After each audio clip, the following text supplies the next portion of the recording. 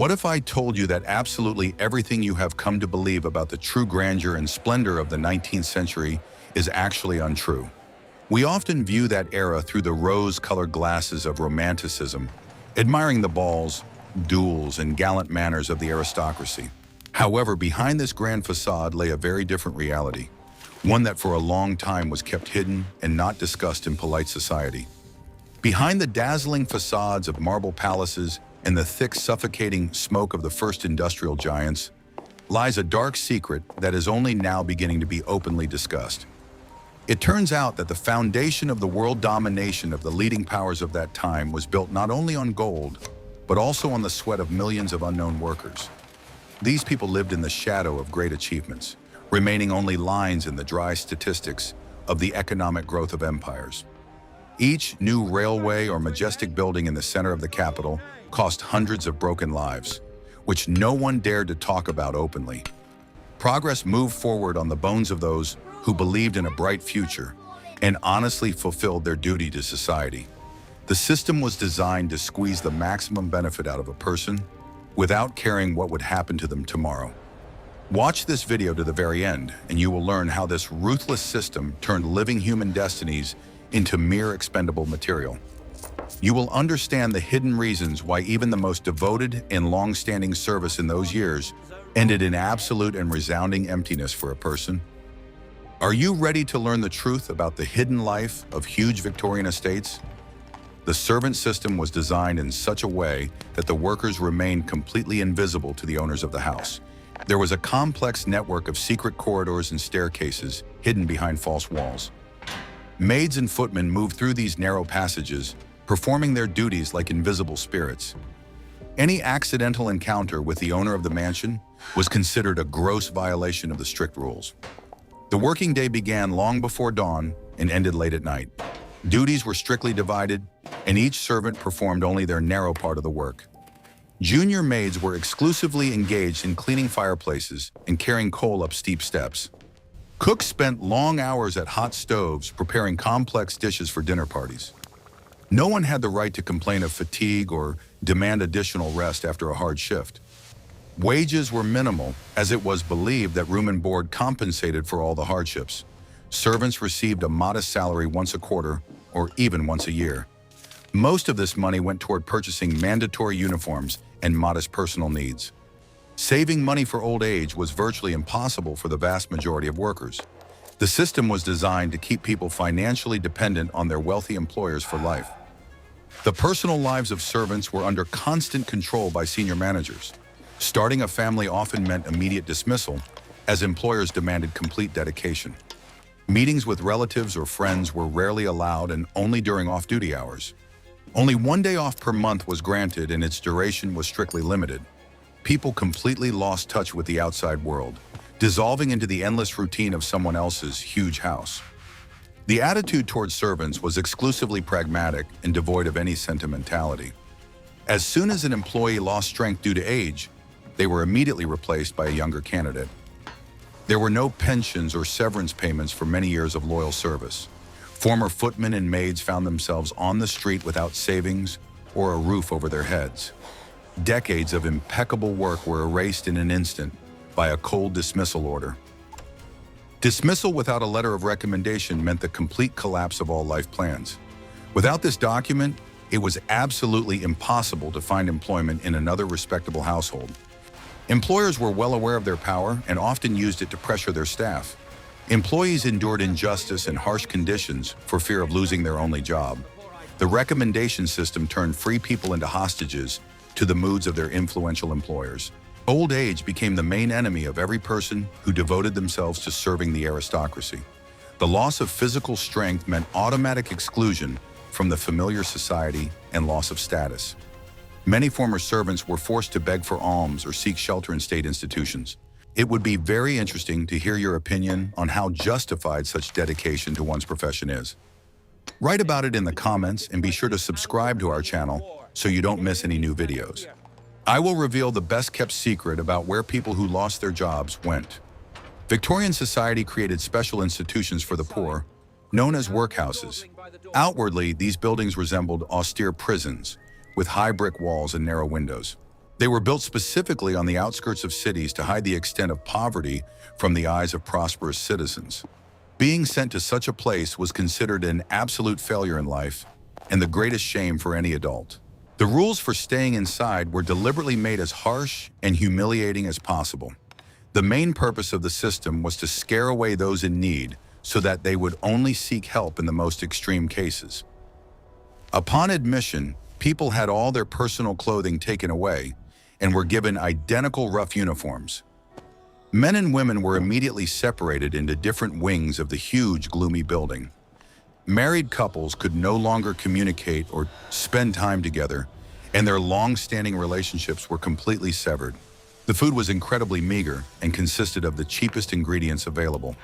The staple of the diet was liquid oatmeal porridge, cooked in water without salt or oil.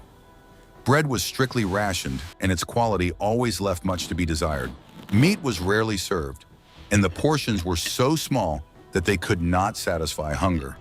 Constant malnutrition deprived people of their last reserves of strength and turned them into passive executors of orders. The architecture of the buildings emphasized the complete lack of freedom and personal living space.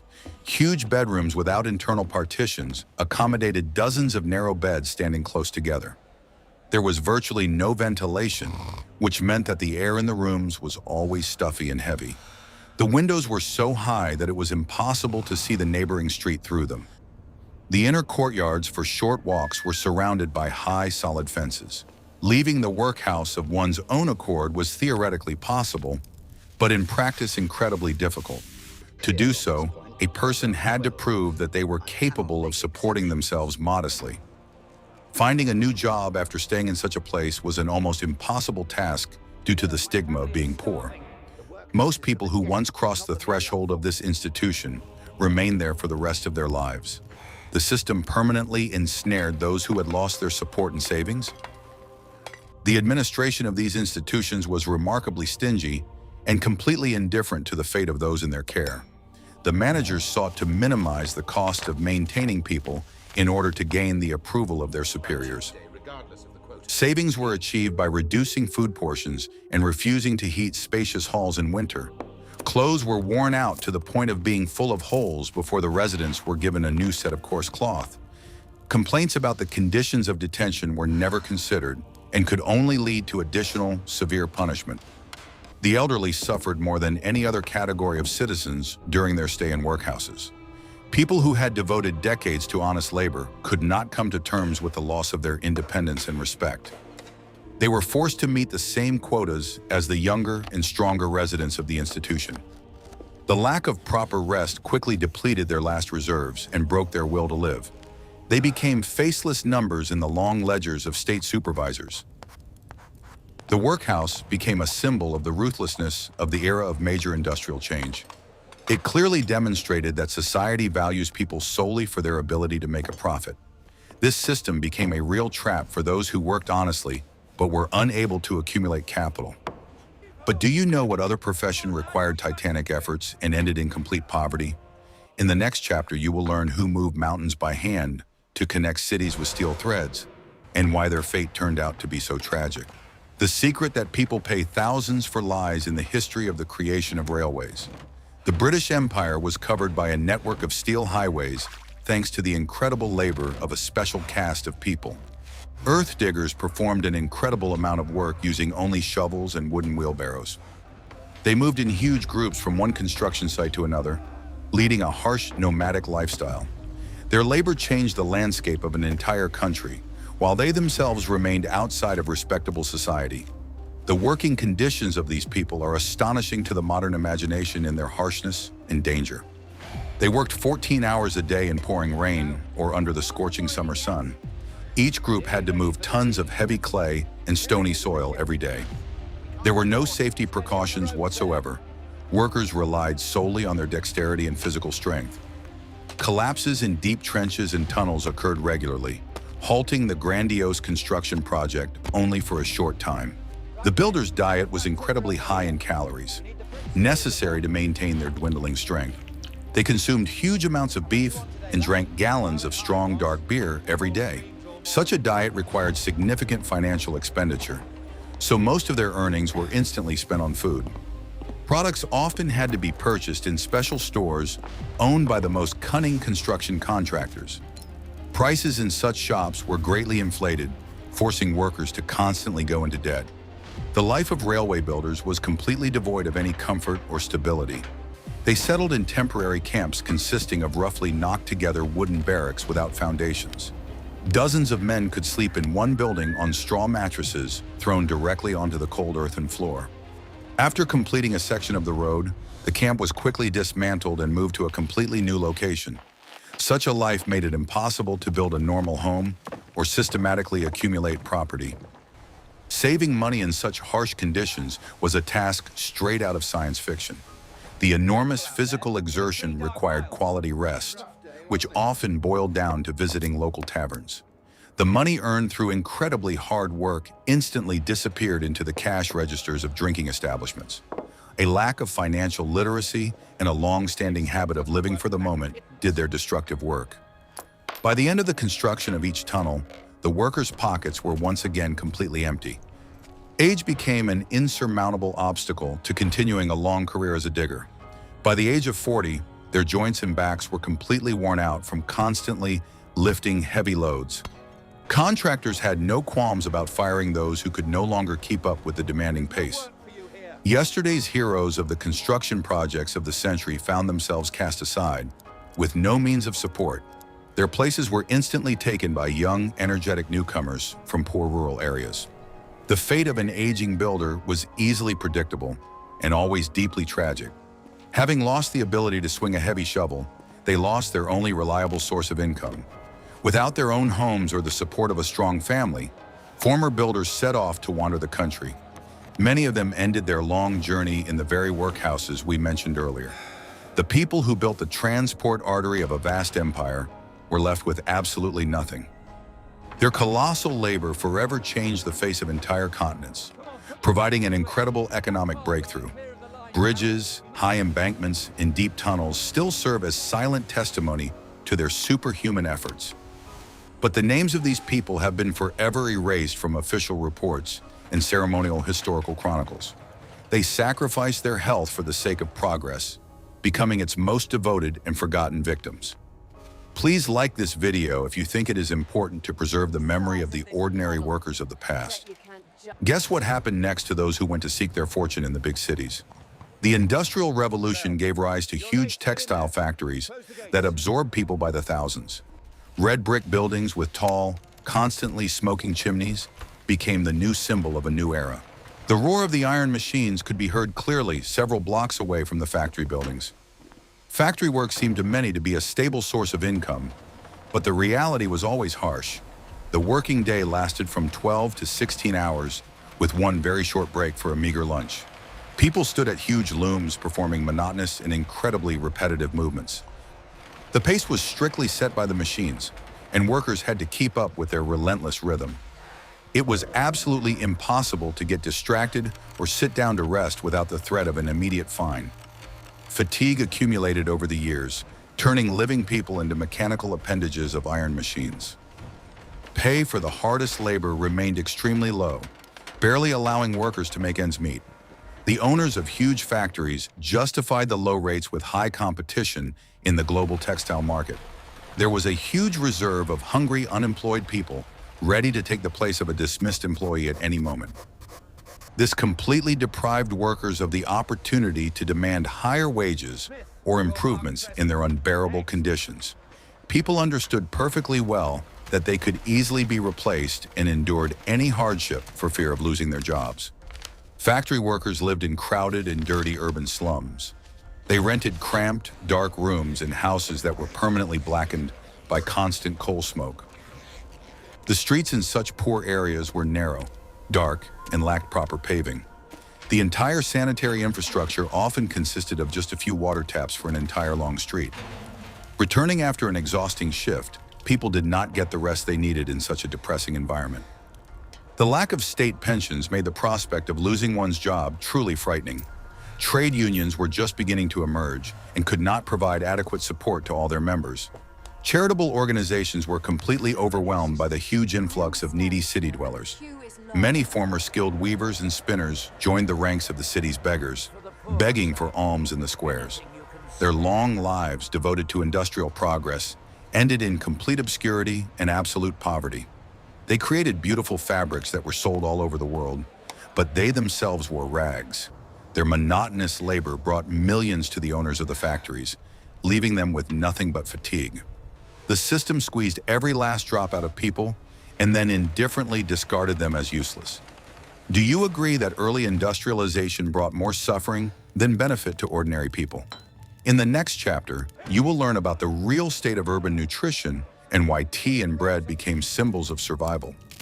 The daily diet of Victorian-era urban workers was radically different from the rich menu of wealthy citizens. The staple foods were cheap white bread, potatoes, and weak hot tea. Bread was often bought from special inexpensive bakeries, where chalk or cheap alum was added to the flour to increase its weight. This made the loaves look beautiful and white, but deprived them of a significant part of their nutritional value. Meat dishes appeared on the table extremely rarely, usually in the form of cheap scraps on Sundays. Tea played a vital role in maintaining energy throughout a long and exhausting working day. Due to the high cost of real quality tea leaves, they were brewed several times until they completely lost their color. Sugar was added generously to the drink to provide the necessary calories and a deceptive feeling of fullness. Warm, very sweet tea replaced a full meal for many factory workers and unskilled laborers. Real fresh milk was expensive and spoiled quickly, so it was used in minimal quantities. Cooking hot food was complicated by poor living conditions in cramped rented apartments. Many rooms did not have proper iron stoves, only small open fireplaces for heating. Coal was very expensive, so fuel was strictly economized, with fires being lit only for a short time. Hot meals were prepared once a day, and the rest of the time people snacked on hard, stale flatbread. The family's cookware was limited to one heavy cast iron pot and a few bent tin plates. Cheap street food was hugely popular among the poorest sections of the urban population. Street vendors loudly offered hot pies with dubious fillings of offal or potatoes. For a few copper pennies, you could buy a portion of baked apples or pea soup right at the crossroads. The sanitary conditions for preparing such food were beyond criticism and remained a secret of the seller. However, for people who did not have the time or firewood to cook at home, this was the only quick solution. Fresh produce was purchased in small portions every day after work. There was no room to store supplies in cramped dwellings, and home ice boxes were unaffordable. Women visited the markets late on Saturday evenings, when merchants significantly reduced the prices of leftover goods. This allowed them to save a little by buying wilted greens or slightly stale meat at a reduced price. The system of daily small purchases made the budget extremely vulnerable to any sharp price fluctuations. A meager and monotonous diet led to constant fatigue and a sharp decline in immunity. Workers received enough calories to perform monotonous work, but suffered from an acute vitamin deficiency. Physical exhaustion became the norm, and people got used to a constant feeling of mild, exhausting hunger. This was reflected in their appearance. Pale skin and general thinness were typical features of city dwellers. The body wore out much faster than it would have with a full, healthy diet.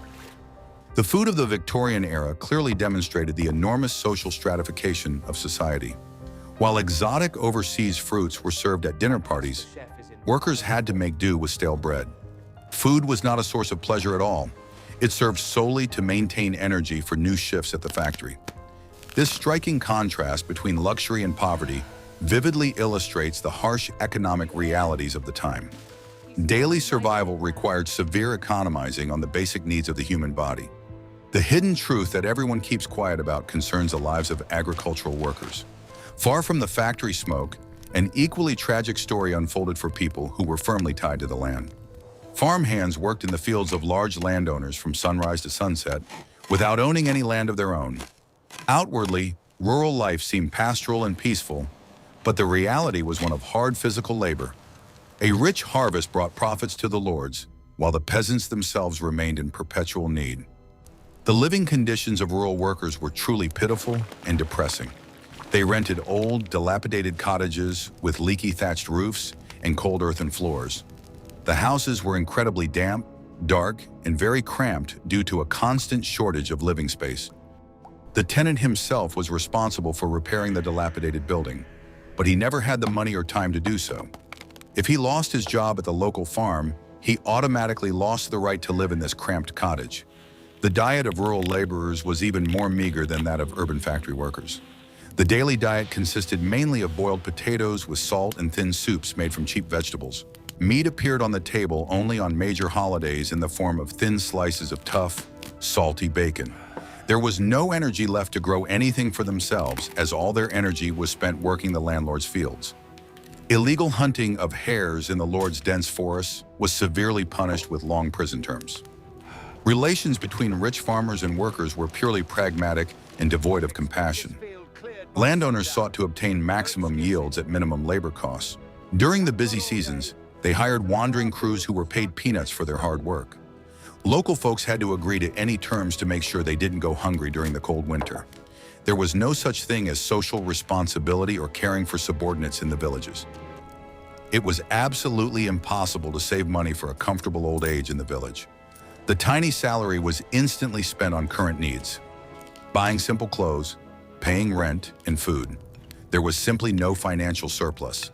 Every penny was planned out months in advance.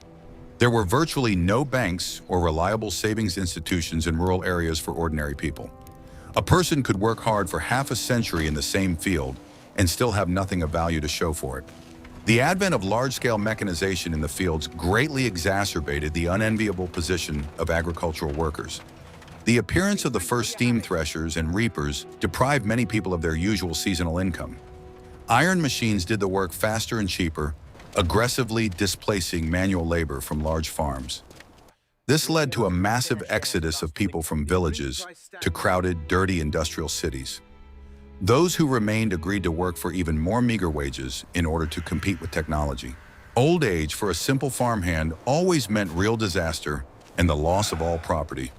When his back finally stopped straightening, the owner would show the elderly worker the door without hesitation.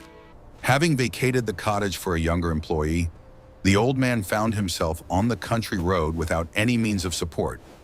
Rural communities were too poor to support their elderly, disabled residents on their own. The only option was the exhausting, long journey to the nearest city workhouse. The entire lives of these people were a continuous, brutal struggle for survival against a backdrop of green hills and fat herds. They stubbornly cultivated land that never belonged to them and left it without a trace. The Victorian land tenure system ground down their destinies with the absolute indifference of a millstone. Do you think these people had even the slightest chance to change their fate? In the next chapter, you will learn why the illusion of savings was shattered by harsh reality and how the system drained their last savings. It is important to understand why people who worked for decades could not save even a minimal amount. The Victorian economic model was structured in such a way that basic expenses always exceeded workers' incomes. The illusion of possible accumulation was quickly shattered by the harsh reality of incredibly high housing costs. Landlords in cities constantly raised prices per square meter, taking advantage of the huge influx of population. The cost of a cramped, damp room in the slums consumed up to half of an ordinary person's weekly earnings. Prices for basic necessities were also subject to regular and unpredictable fluctuations. The cost of coal for heating cramped rooms rose sharply with the onset of the first severe autumn cold spells. Merchants deliberately inflated prices, knowing full well that people needed to heat their homes. Basic foodstuffs became much more expensive during periods of economic downturn or major crop failures in the country. At the same time, wages remained unchanged for many years, leading to a steady decline in purchasing power. There was a hidden and unfair system of deductions and fines directly in the workplace. Employers withheld money for wear and tear on tools, lighting in workshops, or accidental damage to cheap materials. These substantial amounts were deducted from wages automatically, with no right to challenge the decision of the strict overseer. As a result, workers received significantly less than they had reasonably expected. This situation completely destroyed any plans for managing the family budget or saving money. The lack of affordable, quality health care was the main reason for the financial collapse of many families. Any minor injury or slight illness inevitably led to several days of lost work. During this time, the sick person received no pay, and their expenses for a doctor's visit increased many times over. The services of qualified doctors cost a fortune, which was unaffordable for an ordinary factory worker or servant. People turned to cheap street pharmacists, whose dubious medicines often turned out to be completely useless fakes. The credit system in poor areas was a ruthless financial trap. Loan sharks issued small amounts of money until payday at truly colossal and extortionate interest rates. Local shopkeepers allowed people to buy goods on credit, meticulously recording the amounts in special debt books. The prices of goods purchased on such credit were significantly higher than when paying immediately in cash. After paying off one debt, the worker was immediately forced to take on a new one, falling into an endless, vicious circle. City pawn shops played a huge role in the daily economy of the poorest neighborhoods.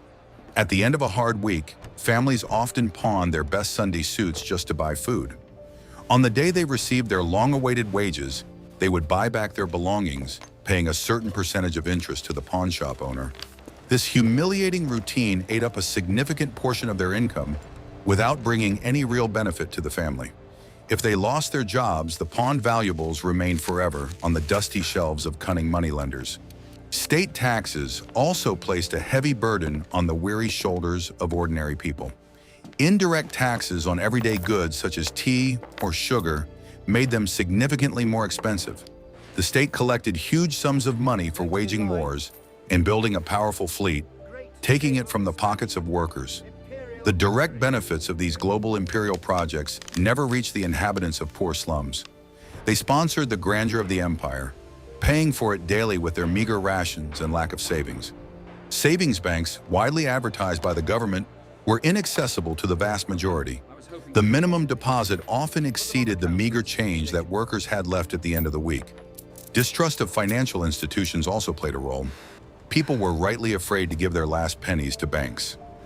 Keeping coins at home was very unsafe due to the high crime rate in overcrowded, dirty neighborhoods. As a result, any tiny surpluses, if they appeared, were quickly spent on improving the current diet.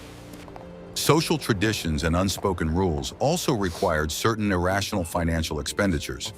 Funerals, for example, were considered a major event on which it was necessary to spend all available funds. The fear of a shameful burial in a common grave for the poor forced people to give their last money to funeral homes. There were special funeral clubs where workers made weekly contributions in case of their death. This money was regularly taken from the budget of the living for the sake of strict observance of propriety in the face of eternity. Thus, poverty in the Victorian era was a structural and deeply rooted problem. The economy was geared toward extracting maximum profit from the labor of the masses with minimal investment in their well-being. Huge capital accumulated at the top of the social pyramid, leaving the broad base in permanent need. People worked not to get rich, but solely to survive until the next week. No amount of incredible hard work could break through this deaf and high financial wall. The social hierarchy of Victorian society was a monolithic structure that did not tolerate change. A person's place in the world was determined by the fact of their birth and was rigidly fixed for the rest of their life.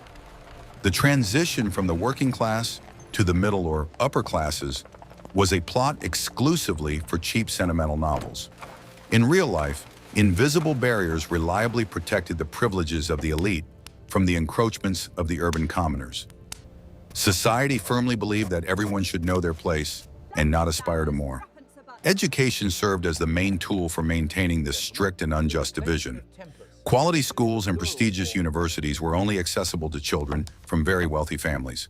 The poor could, at best, count on Sunday schools, where they were taught only the basics of reading and obedience. The lack of good knowledge deprived workers of the opportunity to take up positions as clerks, engineers, or factory managers. The education system successfully produced obedient workers who were unable to ask unnecessary questions about their position. Religion was also actively used by the state to justify the existing social order. From the high pulpits of churches, parishioners were taught the need for humility and patient endurance of earthly hardships. Wealth was declared to be the result of righteousness, and extreme poverty was interpreted as a test or punishment for vice. Workers were eloquently promised rewards in the afterlife in exchange for obedient labor in the earthly world. This reduced the level of discontent and effectively prevented mass social upheaval in the country. The geography of the huge cities clearly reflected the gap between the different classes of the Victorian population.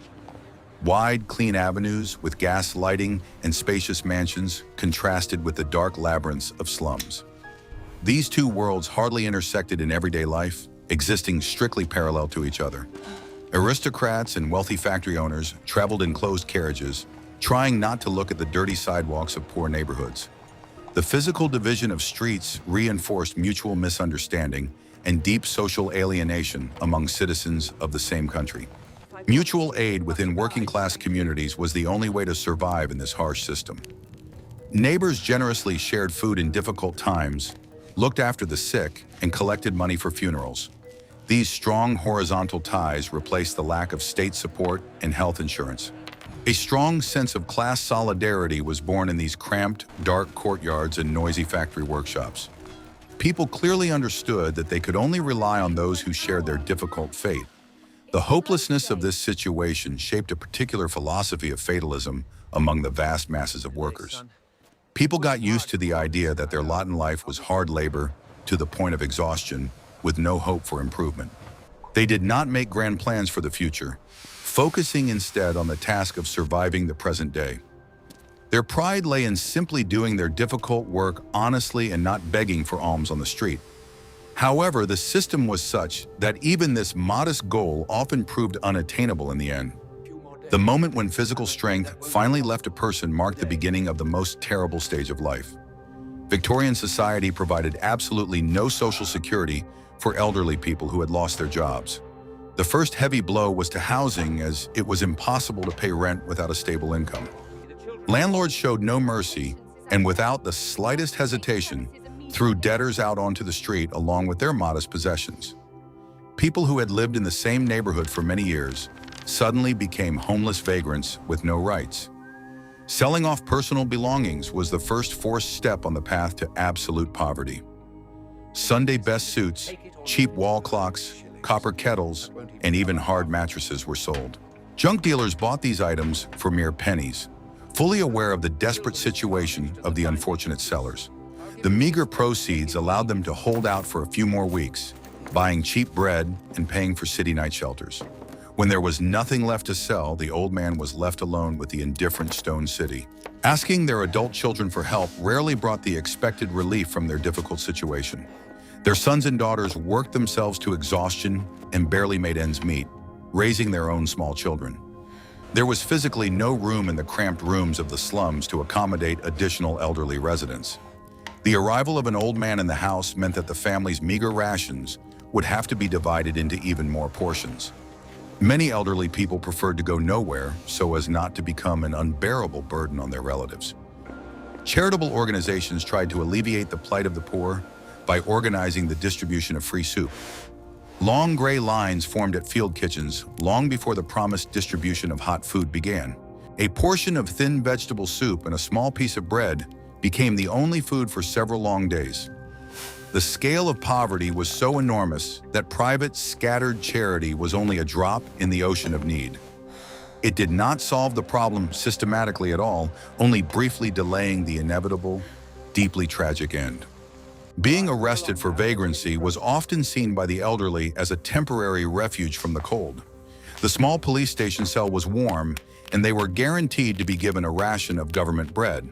However, after a short period of detention, the person was sent back out onto the street, back to the same hopelessness. Judges indifferently handed down sentences to thousands of homeless people without any consideration of their past work history. The harsh justice system punished people for becoming completely useless to the country's economy. The path of most of these broken people inevitably led to the high gates of the state workhouse. It was an ending that everyone feared, but very few managed to avoid. Surrender to this institution meant final capitulation and admission of complete defeat in life. There they merged with the gray mass of similarly broken people, humbly awaiting their end within cold walls. Their names were reduced to lines in dry registration books, and their past achievements lost all meaning. The fate of elderly women in old age was even more tragic due to their lower earnings throughout their lives. Former laundresses, seamstresses, and cooks found themselves on the street much faster than elderly men. Their physical strength depleted much faster, and their chances of finding casual, light work were significantly lower. They filled the women's wards of workhouses, engaged in the monotonous task of unraveling old ship ropes. Society did not give them a single chance for a peaceful and dignified end to their long lives. The tragedy lay in the absolute mundanity of what was happening before the eyes of an outwardly prosperous society. Falling into poverty after decades of honest labor was considered a normal and completely natural process.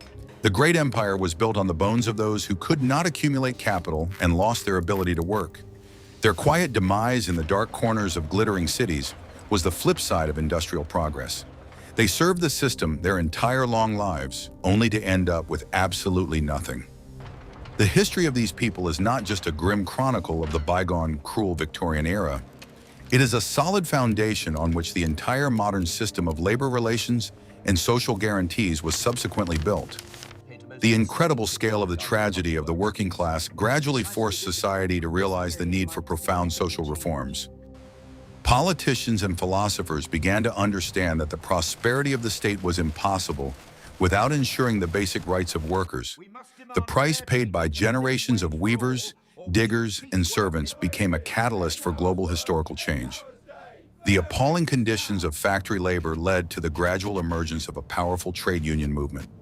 Workers realized that alone they were completely defenseless against the arbitrariness of wealthy factory owners and lords. Associations began to form, demanding a reduction in the working day and the establishment of fair pay. These first steps towards collective protection were met with fierce resistance from the authorities in big business. However, the process was irreversibly set in motion, and it was already impossible to stop the growth of mass consciousness. The issue of ensuring a decent old age also began to be actively discussed at the highest state level. It became clear that the workhouse system did not solve the problem, but only bred unjustified systemic cruelty. Discussions about the need to introduce state pensions took decades of fierce and lengthy political debate. The idea that a person deserves rest after many years of honest labor struggled to gain acceptance. The shadow of old people dying on the streets forced reformers to persistently seek new social protection mechanisms.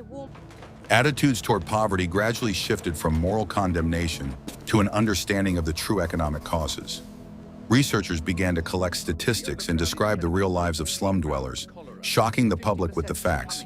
Books and articles about the lives of the lower classes became popular, drawing the attention of the intelligentsia to the glaring social injustice. It became clear that poverty was a systemic flaw of unregulated capitalism, not the fault of individual laborers or spinners. This change in public consciousness was a major victory for the invisible and nameless urban workers.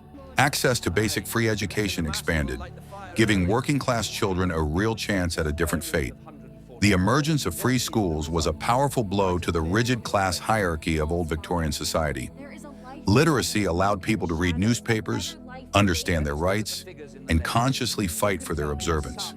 The elite's monopoly on knowledge was broken forever, paving the way for mass social mobility. Knowledge became the weapon that previous generations of disenfranchised empire builders had so desperately lacked. The electoral system underwent changes, giving millions of ordinary working men a voice. Politicians could no longer ignore the demands of those whose votes directly determined their presence in parliament. Important laws were passed to protect the rights of tenants and limit the arbitrariness of greedy landlords. The authorities began to slowly turn their attention to the needs of those who formed the basis of the country's economic power. Political equality became a logical continuation of the long struggle for economic equality. Modern working standards are a direct legacy of those who worked without days off or vacations. The 8-hour workday, paid sick leave, and the pension system were won at a high price. Every safety rule is based on the tragic experience of workers during the era of the large-scale industrial revolution. The comforts we enjoy today grew out of the mud of the trenches and the cotton dust of textile factories. The memory of this difficult path should warn us against repeating the mistakes of a cruel past. They truly served their entire lives and quietly faded into obscurity, left with nothing. But their quiet sacrifice was not in vain. It laid a solid foundation for a more just world order. Nameless servants, diggers, and weavers turned out to be the real architects of the society in which we live today. Their calloused hands turned the page of history, forcing the world to recognize the enormous value of human labor. This is their main, invisible legacy, which is completely impossible to measure in money or take away. We have turned a dark but incredibly important page in history, seeing the true price of industrial progress in the Victorian era. Behind the glittering facade of the empire lay millions of broken lives of those who gave their all but ended up with nothing. Their story is a powerful reminder of the importance of valuing human rights and not allowing people to become faceless cogs in the system.